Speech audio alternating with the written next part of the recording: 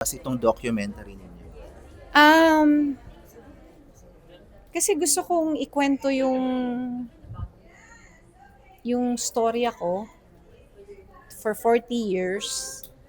Um, Marami na nag-interview sa akin, 'di ba? Alam niyo naman yung story ng buhay ko, pero hindi ganito ka from start to finish.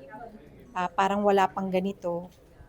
Sa mga magazine noon, marami nang nagkwento ng buhay ko.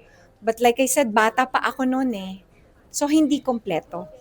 Ito kasi, from start to almost finish. Kasi I'm in that age where I'm almost retiring already. So, I'm telling the story from beginning to almost end. Parang yung doing na inspirational things na para gayahin or tularan ng mga bata or mga umiidolo sa'yo. I'm hoping that they'll get inspired. Because, di ba sabi ko kanina, parang I've always thought my life was a vanilla. Or parang akala ko wala akong masyadong pinagdaanan. But looking back, madami pala akong pinagdaanan. Kasi coming from a very, very poor background, yun palang, di ba pag mahirap ka, mahirap na yun eh. Di ba? Marami ka ng pinagdadaanan pag mahirap ka eh. Yung di mo alam kung saan mo kukunin yung next meal mo. Marami ka ng pagdadaanan eh. Marami ka ng hindrance pagka mahirap ka eh.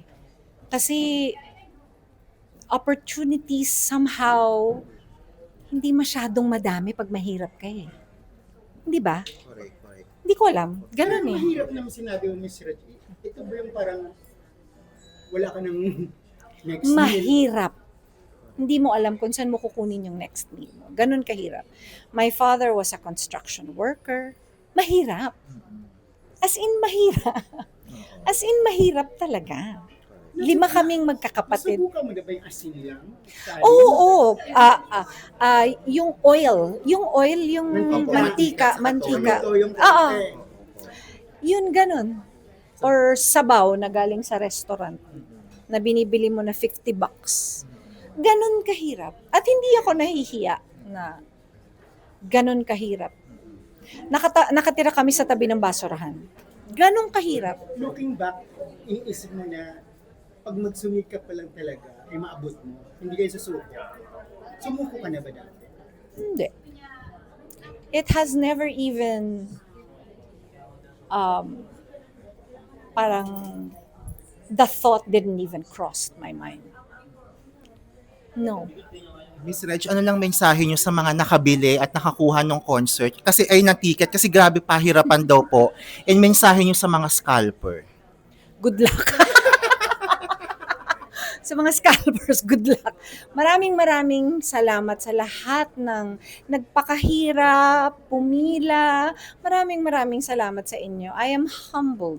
I am deeply humbled by your gesture. Maraming salamat sa inyong lahat. Sa mga hindi nakabili, I'm so sorry. We are doing our best na sana hopefully we can maybe sana makapag-add tayo ng isa pang gabi, but like I said, it's not that easy, but Kakay is doing her best.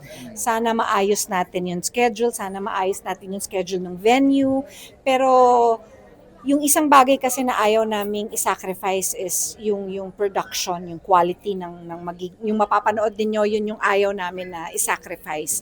Kasi gusto namin maganda yung mapanood ninyo. But like I said, Kakay is doing her best. So, pray tayo na sana makapag-add tayo ng isa pang gabi o maayos namin yung sitting arrangements na para makapag-add tayo maybe ng mga seats pa. Maybe pa lang yon, but hopefully. But again, Kakay is doing her best.